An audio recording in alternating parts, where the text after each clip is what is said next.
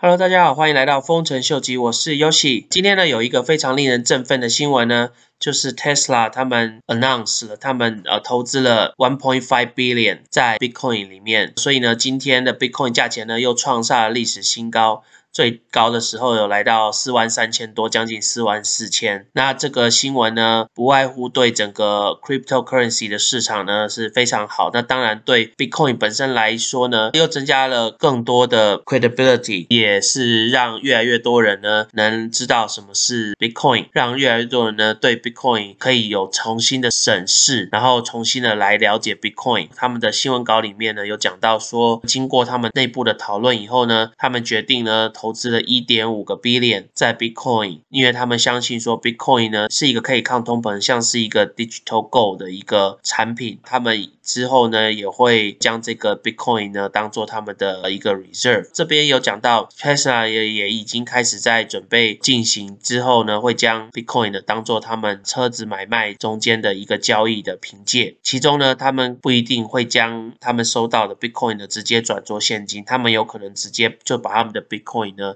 转到他们所谓的他们公司的 reserve 里面。从这个部分呢可以看得出来，不管是 Tesla 或是 Elon Musk， 他们也跟之前 MicroStrategy 有同样的 vision， 他们看到说 Bitcoin 是一个抗通膨的 commodity， 一个投资的标的物，因为他们都看得出来说美元在目前美国政府一直在印美金的状况下贬值是不可避免的。他们与其说把现金放在他们的银行账户里面，他们需要去投资在一个他们觉得能抗通膨的产品。那我们可以从这个看他们的 balance sheet 里面看得出来，他们投资了 1.5 billion 的现金呢转成 Bitcoin， 目前呢是占 Tesla 他们公司的将近 8% 的一个 gross cash。那大家如果还记得之前我们有讨论到 ARK Investment， 他们有讨论说，如果全世界的 public company 呢，他们如果都投资到 Bitcoin 里面来的话呢， Bitcoin 的价钱会大概上升到多少？从这里可以看得出来，如果他们讲到是 2.5% 的话，那 Bitcoin 的价钱至少可以升到约20万左右。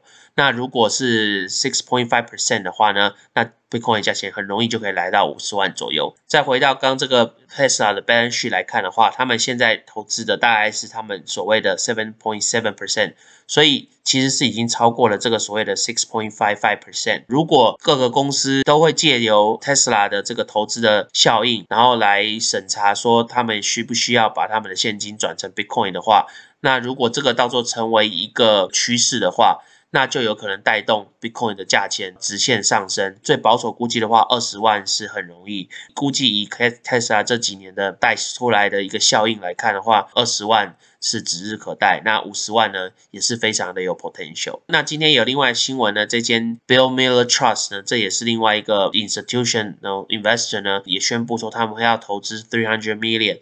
去买 Grayscale 的 Bitcoin Trust， 这个300 million 呢，相当于是他们 50% of the assets。Tesla 的话 invest 大概他们 7.7 的 cash flow 进去。Bill Miller Trust 呢，他们是投资了大概 15% of 他们的 assets， 所以呢，这也远远超过了 6.55 这个 allocation。不知道是不是看完那一天MicroStrategy 的一个 conference， 他们也慢慢shift 他们的 folio 的一部分呢到 Bitcoin 里面，觉得最主要还是就是要抗通膨。Tesla 跟这些 institutional investment 他们做的这个动作以外呢，我们其实就要去省思说，他们为什么在目前这个市场大家都一片看好的情况下做这个动作呢？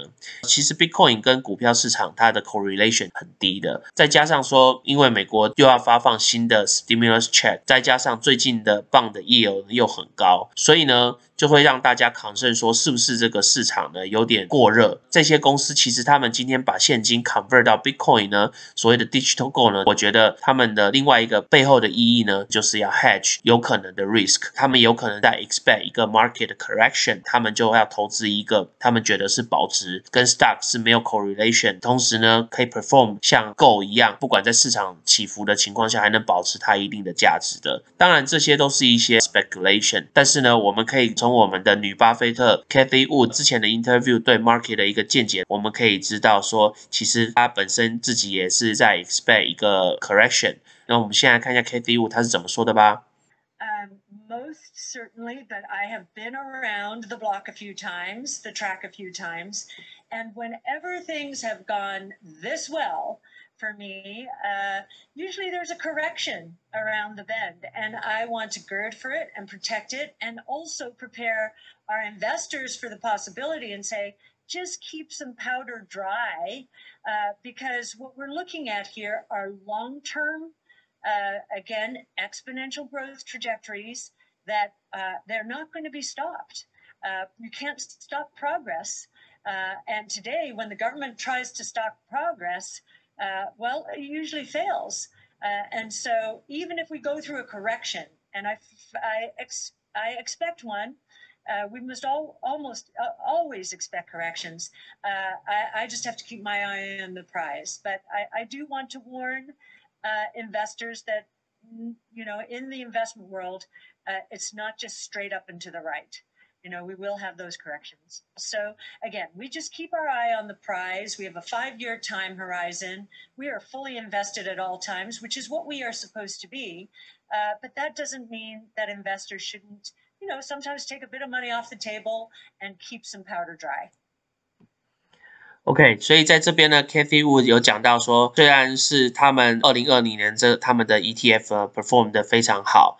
那当然，其中大部分就是因为 Tesla 的股票所带给他们的最大的利益。但是呢，他说虽然说这个市场呢，他觉得还是前景是很看好的，但是呢，不管怎么样，短期内呢，他还是认为会有一个 correction。那是不是会造成market crash 呢？其实呢 ，Cathy Wood 他个人的见解，虽然说有 market crash， 但是他并不是在bubble， 他并不是在一个真正的泡沫。他觉得整个 industry 里面呢，虽然会有换血的状况，但是呢，好的产业呢，他们还是会继续的向上推行。那我们先来看一下他另外 interview， 他怎么去觉得说这个市场跟 Bitcoin 他们带来的效应是什么？But the other question, are we in a bubble? I do not believe so. And I am very happy that many people are worrying that we're in a bubble. I experienced the late 90s bubble, and yeah, the value investors out there were really worried, and they think they're going to have their day in the sun again because they did so well during the tech and telecom bust. I don't think that's the case now. I think that the seeds for what we're experiencing now were planted back then. Too much capital chased those opportunities too soon. After there were too few opportunities, and the technologies weren't right. The costs were way too high. We're at prime time for those 5 platforms now and those 14 technologies. And we've just begun. And they're going to be very disruptive and maybe destructive to a lot of value spaces. Not everyone, but anyone looking at price to book, watch out for that book. It may disappear because of disruptive innovation. Anyone looking at that high dividend yield, saying, I got to hold on to the stock. Be suspicious of high dividend yields if that company is in harm's way. And I would say there's about 50% of the S&P 500 in harm's way. Why don't we? I think we're in a bubble because if you look at equity flows since the beginning of 2018, and remember, we had a big market in 2017, so you'd have expected flows to really start to gush. What has happened since then is there's been net liquidation. If you just look at ETFs and mutual funds, there's been a liquidation to the tune of $350 billion if you take away share repurchases. Don't count those. But if you look at fixed income, there has been a net inflow of roughly $900 billion. So think about that, a $1.2 trillion gap there. I will not believe we are in a bubble, equities that is, until we see that relationship flip. I believe bonds are in a bubble, and I believe what just happened with GameStop and AMC and American Airlines, Bed Bath & Beyond, all of those, that is exacerbating the bond bubble because you're bailing those bondholders out so they can put money elsewhere. And so, you know, I find it a really interesting phenomenon. I don't think it'll last. I think it's been a good wake-up call for investors generally to understand who is doing what and why. And for investors like ARK to say, look, truth will win out. Make sure you're on the right side of change, because there is so much disruption and destruction taking place out there, and it will take place at an accelerated rate during the next 5 to 10 years. So be careful. OK， 所以在刚刚 Cathy Wood 的 interview 里面呢，他有讲到说，他不觉得现在的所谓的 equity market 是在一个 bubble， 但是他觉得 bond 是就是所谓的公债的部分。我觉得他这边讲的部分呢，比较着重的是所谓的公司的债，像上礼拜发生的 GME 事件，造成 GME 他们股价暴冲嘛，那现在变成说 GME 他们公司变有钱了，他们就有钱可以去发行他们公债，那他们的公债呢 yield 他就会给你的很高，就变成说他们可以拿那些issue bond 的钱呢，他们再 reinvest 其他的东西。Cathy Wood 说，就是因为这些公司，他们其实照理讲，他们不应该有这个能力去 issue 这些 bond。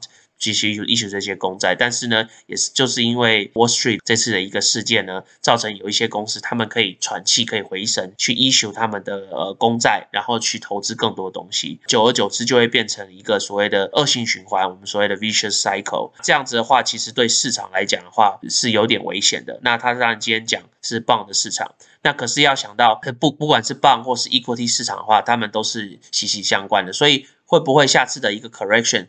是透过这个我们所谓的 bond 的这个 bubble， 然后 trigger 这个动机呢？那我觉得这个是我们值得关注的。今天呢，我们就先聊到这里咯。那喜欢我的 content 的朋友呢，请麻烦帮我按赞、订阅、分享，开启你的小铃铛。如果对我的 content 有什么 comment 的朋友呢，请麻烦在下面留言。那我们今天就先聊到这咯，拜拜。